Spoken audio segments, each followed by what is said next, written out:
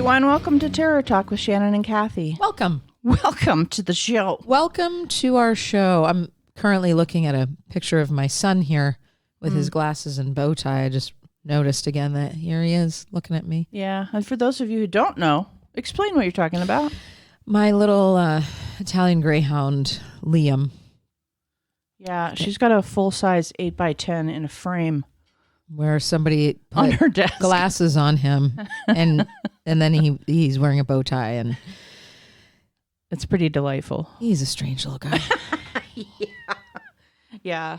We're gonna talk about Play Misty for Me, as the title suggests, which is a 1971 flick with Clint Eastwood and Jessica Walter in it, and this is part of our female psychopath series because Jessica Walter. Well, oh my gosh. She goes a little off the rails. Now, we've done a stalking. Kathy did a 2-part stalking series. We're gearing up to do a little bit more about that. We've talked about stalking as a pathology before, legally, psychologically, etc. And this movie definitely is in... It's right in line with what we've been talking that about. Lane. When Jessica Walter just passed this, I think, the past year, and such a loss. I loved her. Yes. I used to love her on Archer. She was the voice of the mother on Archer.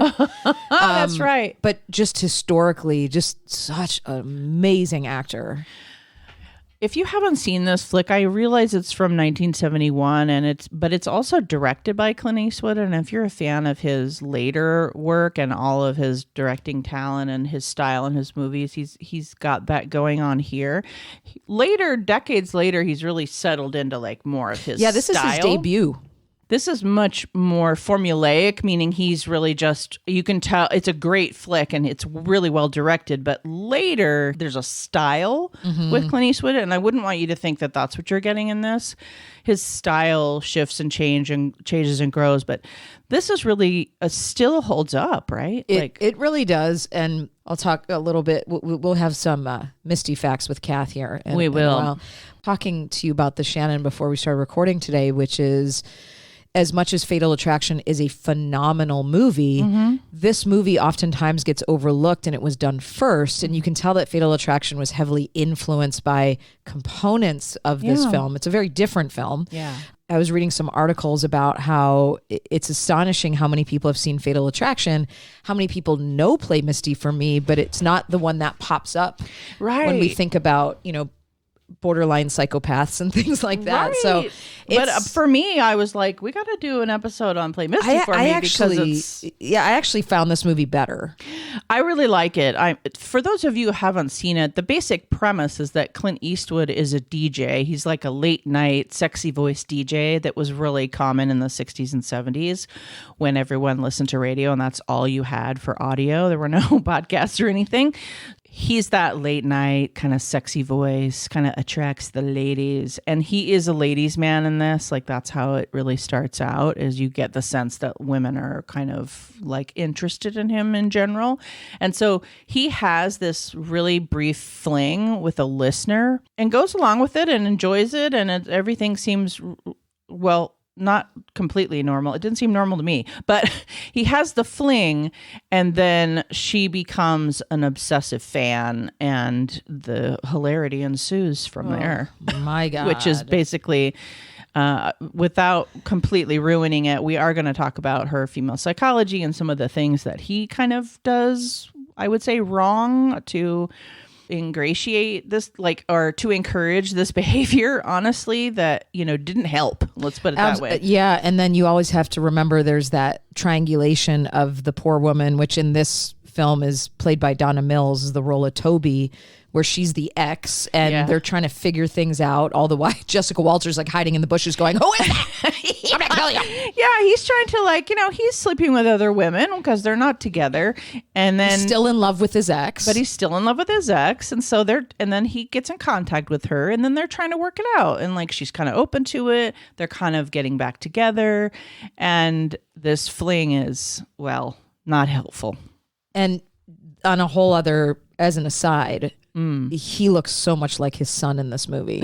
Yeah. His son is like literally a clone of him, and he's so young in this movie that it's just like, yeah, you couldn't deny him if you tried. No, Yeah. you couldn't deny it was a genetic thing. Yeah. With regards to our young lady in this, Evelyn. yeah, when they first get together or when their fling starts, it's like there's a brief red flag of she sets it up where they're in the bar together as if it was chance meeting. But as a viewer, that is what you think. I mean, it's an old movie, so we know kind of what happens. But if you were watching it for the first time in 1971, you'd be watching it going like, oh, well, they're just, this is just a meeting in a bar and they're going to have sex probably and whatever.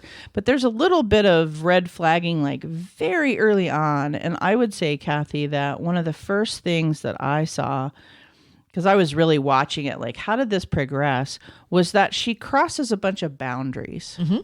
So that's really the first red flag that could be very innocuous in a lot of settings where getting his phone number or something from the barkeep, or, obviously later in the movie, she crosses a whole lot of boundaries, but those are the more obvious ones. In the very beginning, she crosses boundaries where you're like, I even think that her calling in each night to ask him to play Misty for me is just really her way of wanting to talk to him. Yes. And so, like, to me, if I was doing his job and there was someone that did that every night, I'm like, go play Misty yourself. Like, you don't need me to play it to hear it. It's obviously not about the song. No. It's about like, he's playing it for me and we have this special relationship. Yeah. And in radio, you get that. Like, you get regular callers. Mm-hmm. I worked in radio for like 6 months when I was a kid. And I was the phone girl. That's literally, it was a long time ago. I was the phone girl. And that is literally what you get. You get these regular callers, right?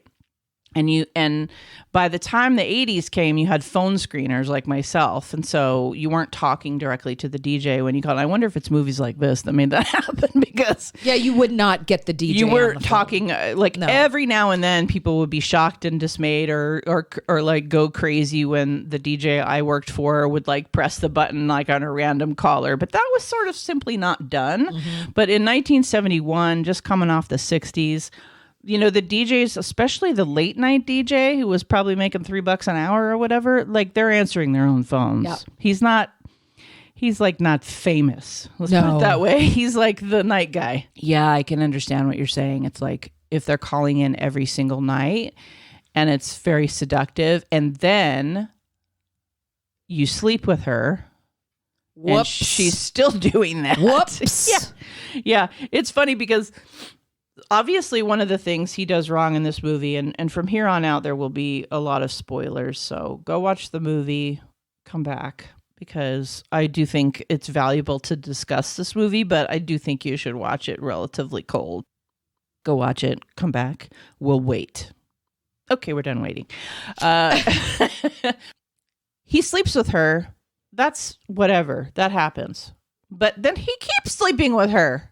Even after, like, he knows that she's off, but sex, right? Here's where it gets me. And this is, folks, this is where we're looking at this through a binary lens. Yes. Where women most likely would go, okay, this is the point, I'm done. Where men are like, but can I still put my penis in that? Yeah, okay, no, so exactly. Here's what happens is after this first night, he's made it very clear to her that, hey, I'll call you when I call you. Like, that was fun and blah, blah. And she's like, oh, yeah. It's a hookup from a bar. I'm the same. I don't need, right? So then he shows up at his house and she's in with like groceries and she's like, I'm going to make us a steak tonight. That whole thing, like a way to a man's heart is through his stomach. You're in my house is my first thing. And his face is like, what are you doing here? He knows she's off. And he's not listening to his gut. He's listening to his pee-pee. No, and I haven't listened to my pee-pee before, but I have not listened to my gut in certain instances. So I do know what that look on his face, it's really well acted, right? Terrified. That look on his face is really like, he does get mad at her, but then that kind of spurns her on. Like, she's then she's like, oh, well, now and looking at her mind and the way it's working and sort of the borderline traits that are coming out, I'm like, oh, she's thinking, oh, I'm causing him chaos. Now I have to work harder. And if I work harder and convince him, then it's an even bigger win. Oh, for sure. And all the while, and this is what Shannon's talking about, is because he doesn't throw her out of the house and he isn't listening to his gut. He may not even be listening to his pee-pee at this time, but he's not listening to his gut, because what do we all do if we've never been in that situation before?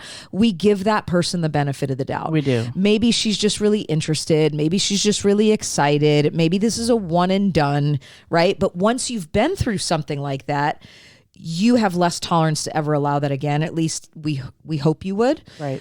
So he is, and remember, this is what, 60s, 70s? Yeah, I mean, that came out in 71. Okay, so 71? We can basically just say it's the 60s. Again, we could argue too, like, is he trying to be a gentleman? He's not pushing her out of the house and like, maybe I need to be hospitable. I don't know. Well, culturally too, like kind of bohemian. Yes. Doors always open. We didn't lock, people didn't necessarily batten up the hatches. He lives in a beat, like in, Like a little like beach bungalow. Yeah. Northern California on a Carmel. cliff.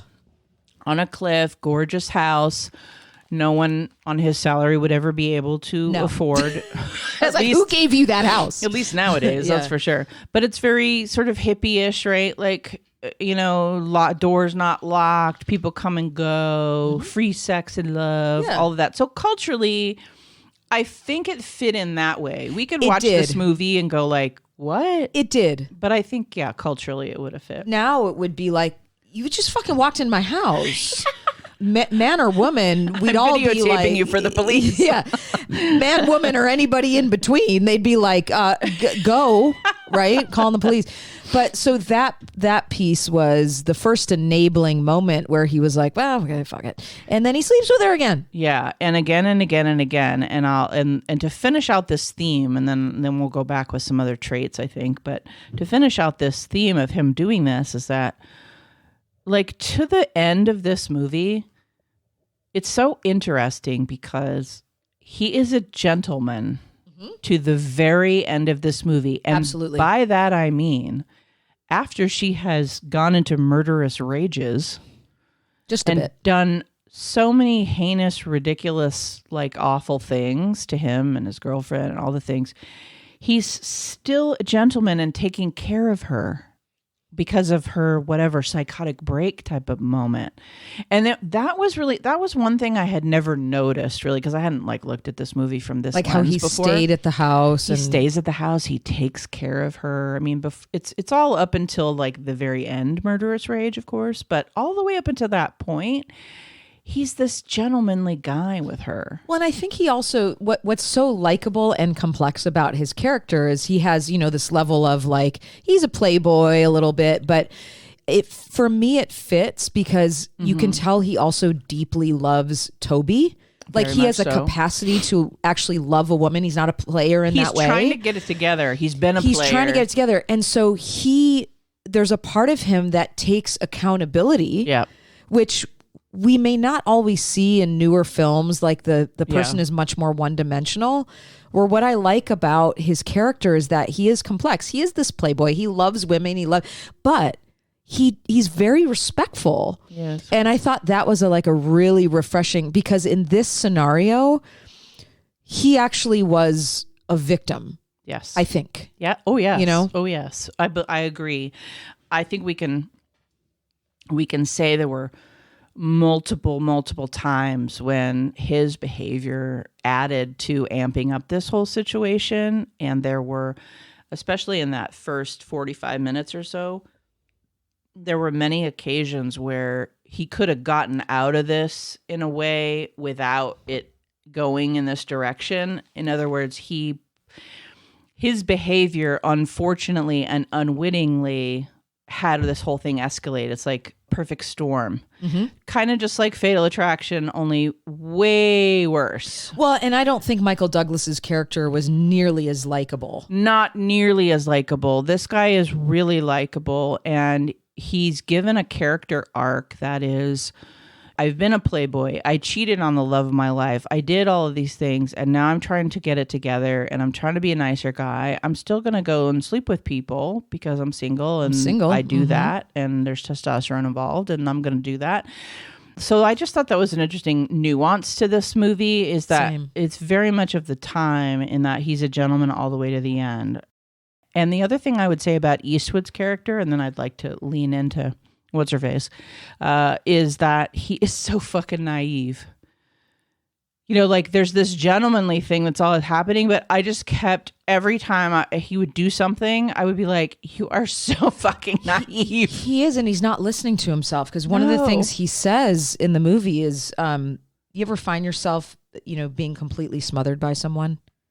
You think? Right? And so you know he's feeling it, but there's a level of cognitive dissonance where he's like, I guess I should keep being respectful to her. Yeah. And, you know, I will say this, and then we'll move towards Evelyn, is, to me, the irony of all of that is, in most cases, this is flipped, where the woman kind of feels bad or doesn't know how to leave the relationship, and you'll hear things like, well, why didn't you just leave?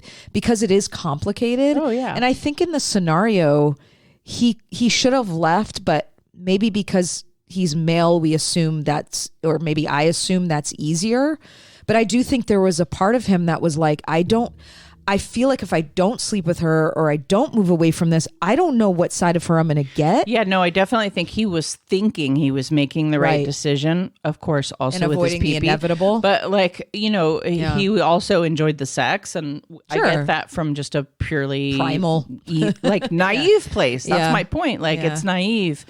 And gender normative, like as if, you know, we can just compartmentalize that. Like, well, we can solve sex. Just don't be crazy. And it's like, well, no, she can't. She can't do both. She can't do that. One equates with the other. Yeah, no, she definitely thinks that getting you into bed obviously fixes things because you're nice to her.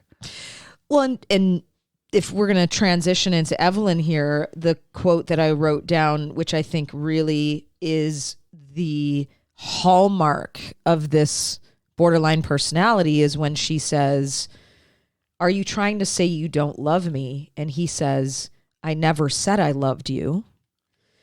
This is the onset of the pain of that imagined abandonment she had made in her mind. That's right. Absolutely. And thank you. So the first thing I talked about was crossing boundaries, right? So if you're with someone and you're newly dating and all of a sudden, I mean, these are bigger ones and more obvious ones that she's doing, but she does some subtle one, like of course, showing up and breaking into his house and cooking him dinner without permission or consent. That's a big one.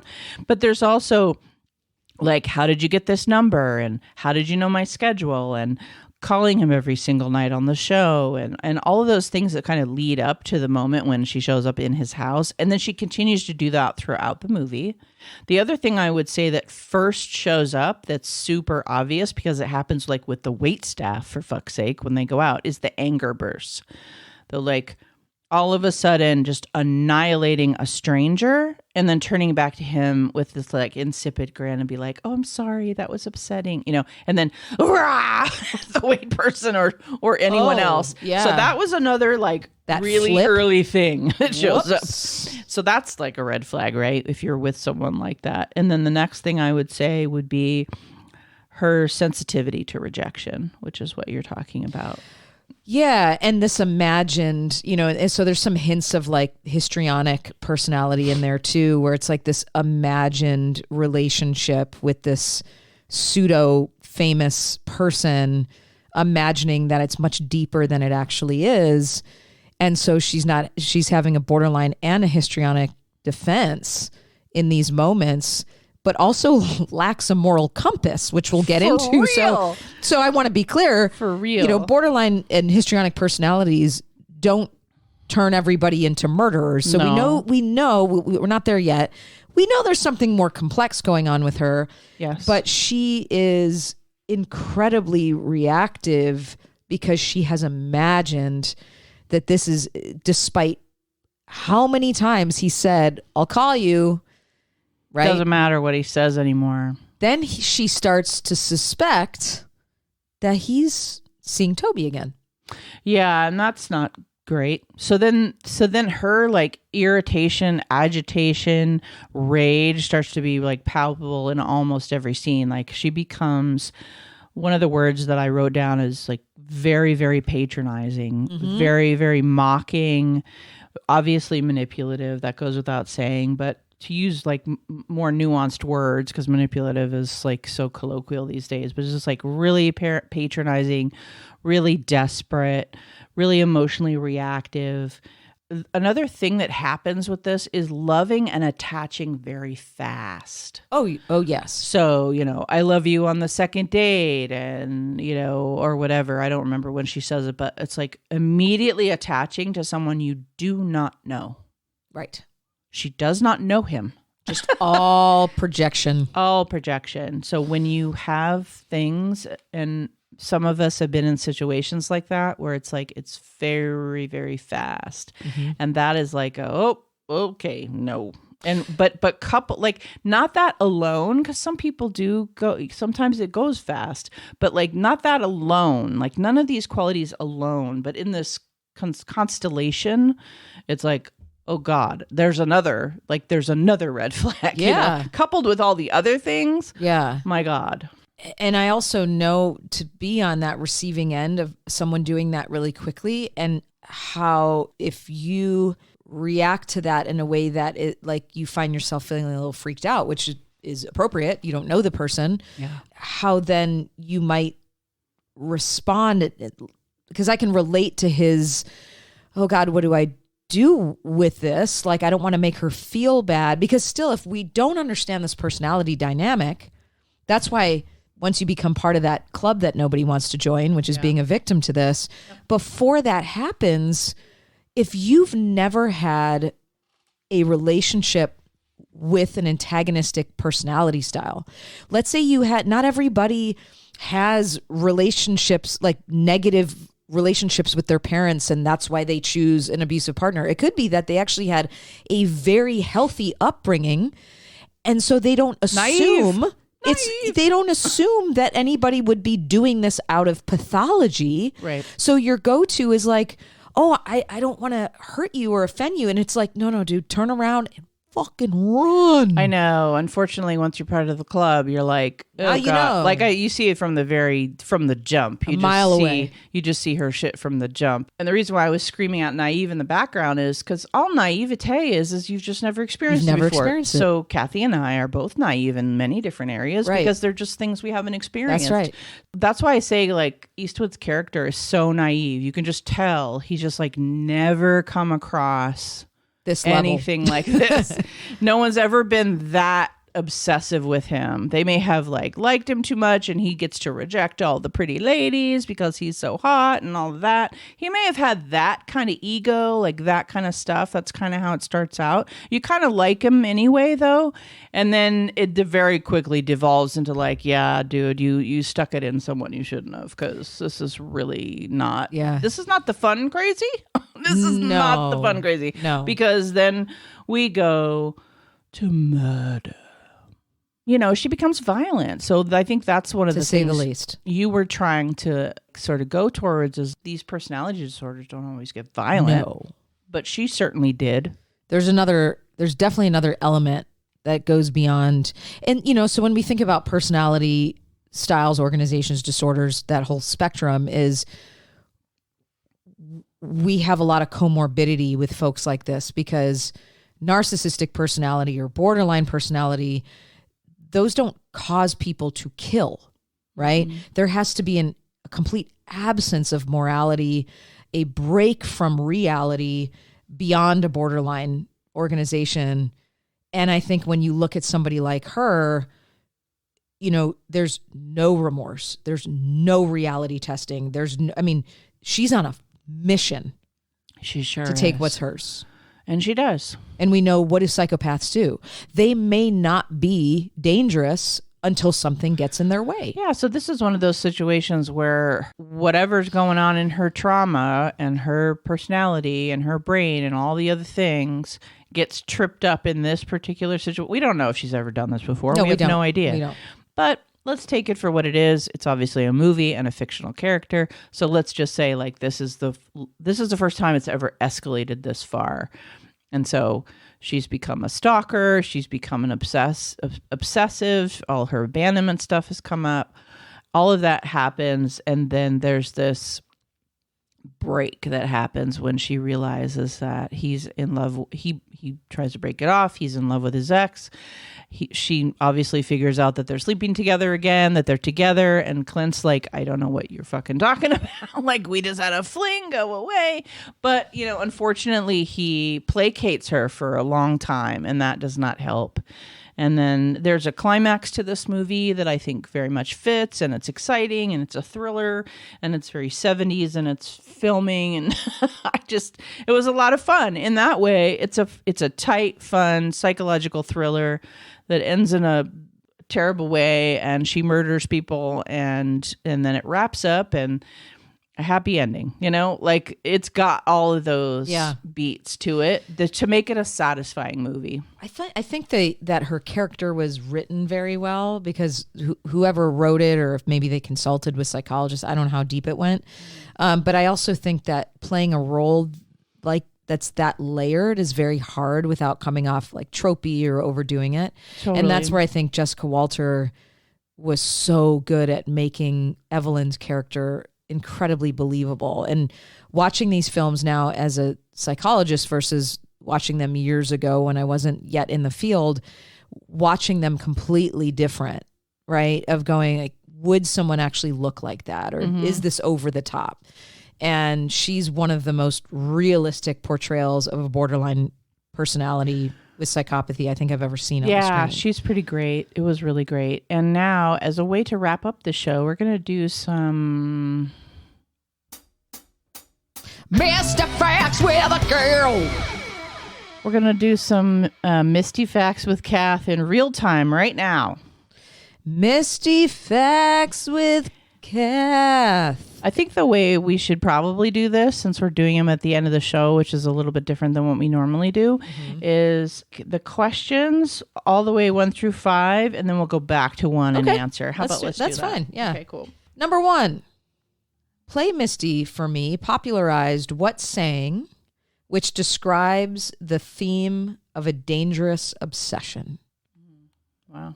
Okay. Number 2, why is Carmel an ironic choice for this movie location? Go ahead. Number 3, which Roberta Flack song is featured in the romantic scene between Garver and Toby? If you're lucky, I'll sing it to you. Oh, that would be delightful. Number 4, what is the name of the bar Evelyn and Garver meet? I'm going to give you 3 options, okay? Mm-hmm.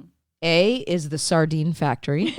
Yes. B is the Anchovy Box. Yeah. And C is the Oyster Room. Okay. And then what major theme of this movie was original for its time thanks to Eastwood? Vague. Interesting. Yeah. All right, so go back to number 1. Yeah, so the saying, huh? Not Play Misty for me? So Play Misty for me, the movie, popularized this saying, which describes the theme of a dangerous obsession. I don't remember. Fatal Attraction. Oh, interesting. That's the first time they use it, hypothetically? Yeah. Okay. Number 2, why is Carmel an ironic choice for the movie? Well, I don't know the answer to that, but I can say that I have been to Carmel, and Carmel is very wealthy and very buttoned up and very, I don't know, conservative. So to me, it's ironic. Okay. Eastwood actually would later become the mayor of that town. There you go. Yeah.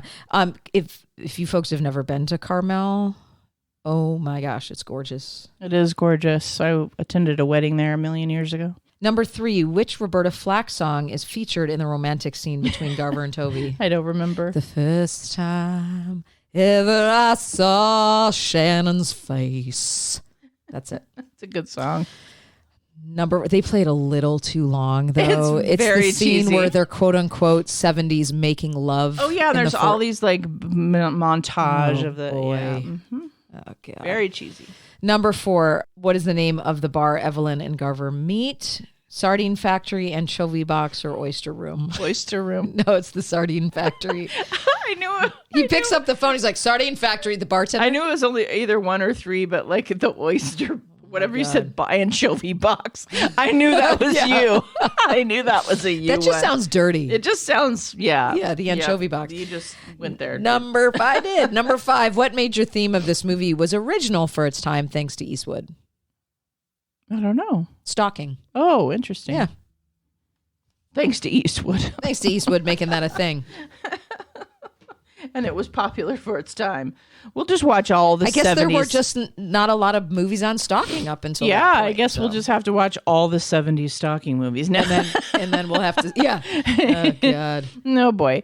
Thank you so much for listening. This has been an episode of Terror Talk. My name is Shannon. And I'm Kathy. Sleep safe, everyone.